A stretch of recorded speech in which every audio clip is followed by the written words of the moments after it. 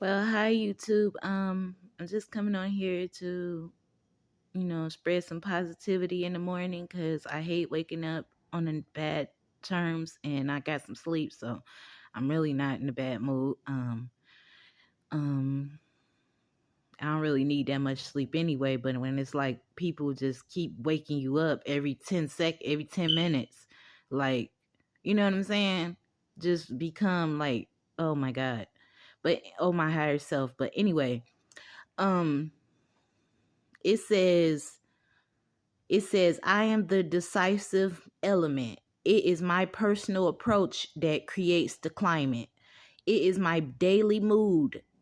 It is my daily mood that makes the weather.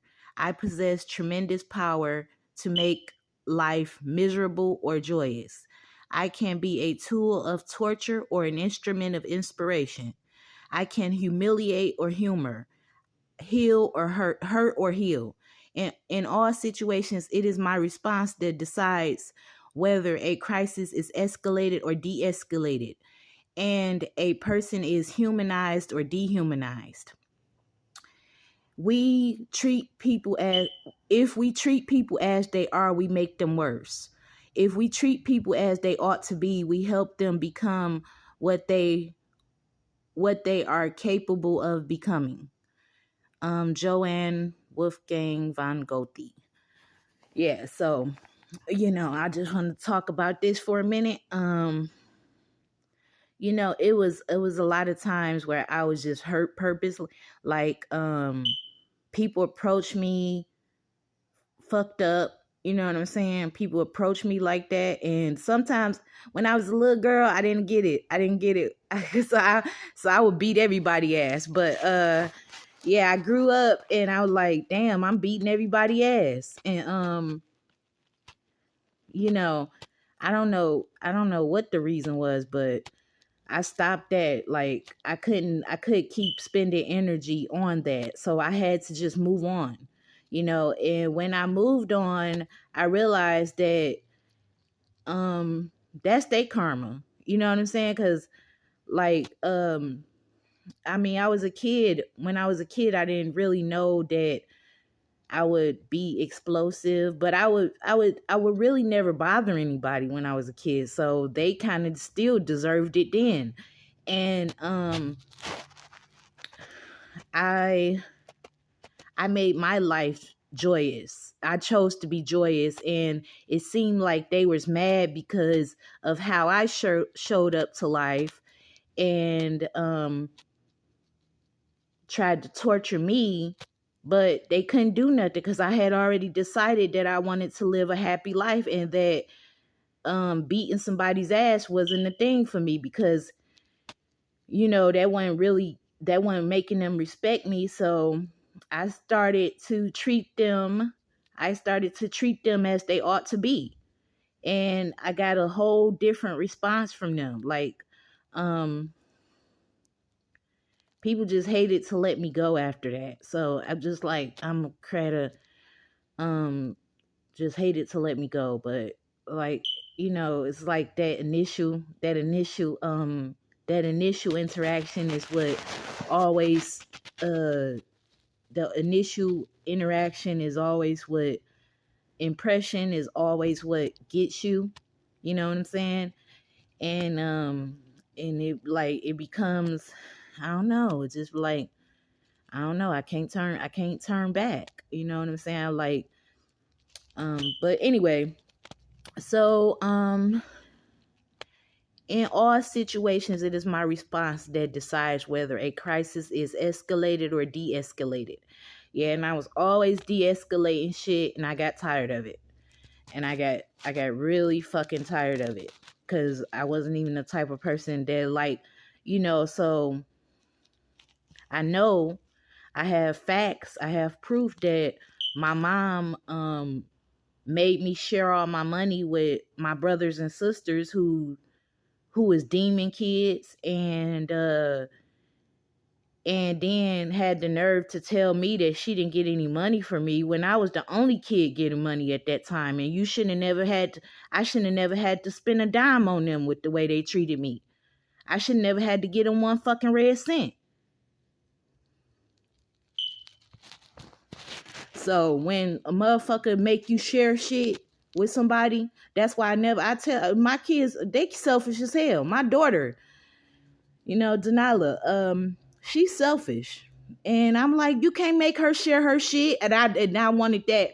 I wanted that prime example. Because I was reading something like when you don't give kids the feeling of owning something, you make them share something. Um, when you make them share something before they have possessed it, then you take away their you make them stingy. You make them really stingy. You make them really stingy after that. So yeah, I'm like, she don't have to share nothing. You know what I'm saying? Because I knew how she had raised me. Like, I was like, no, I'm not about to go for that shit at all, at all. And then on top of that, she know what had happened to me in those years. You know what I'm saying? And she just wanted everything. Like, bitch, I would shove this fucking earth down your throat, ho. You think you want everything?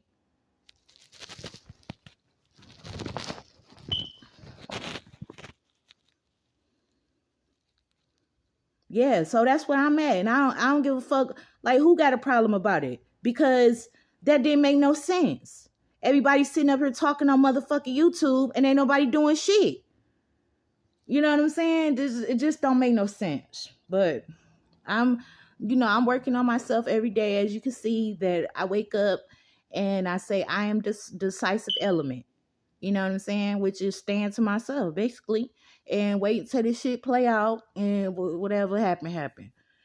You know what I'm saying? Don't nobody know the fucking future. Like, that whole prophet shit, that's just another way to strip your childhood away from you. I know that shit. That's just a way for them to put pressure on you that's not your responsibility. And I would say, fight a motherfucker to the death. Like, anybody who wants you to need them is trying to murder you. Anybody who wants you to need them is trying to murder you. That's so God wants you to fear him.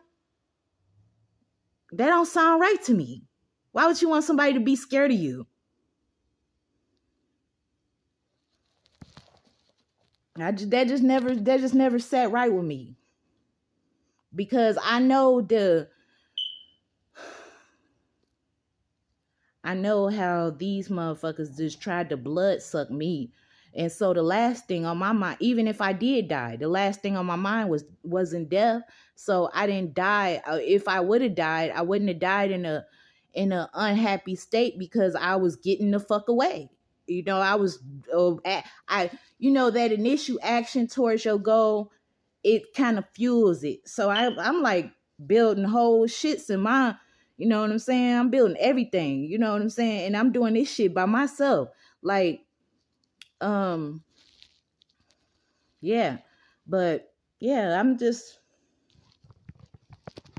do not define yourself by your best or your worst. I didn't define myself by my best or my worst. I just did what I did and yeah. But yeah, they was, you know what I'm saying, then like the dehumanizing. I remember one day I was at work and I can't even say it. I can't say it. I can't go back there. But anyway, I'm too happy. I'm too peaceful right now to talk about that. Oh, yeah. Just sleepy. About to go back to sleep. And I'll talk to y'all later. Have a good day. And yeah, my birthday is tomorrow, so I'm just like so happy that I get to be by myself on my birthday, and I just really just tune into myself because motherfuckers just like to fuck with me or something like that. But when I come around personally and check them about what they said and how they lived behind closed doors, then that's when it gets complicated.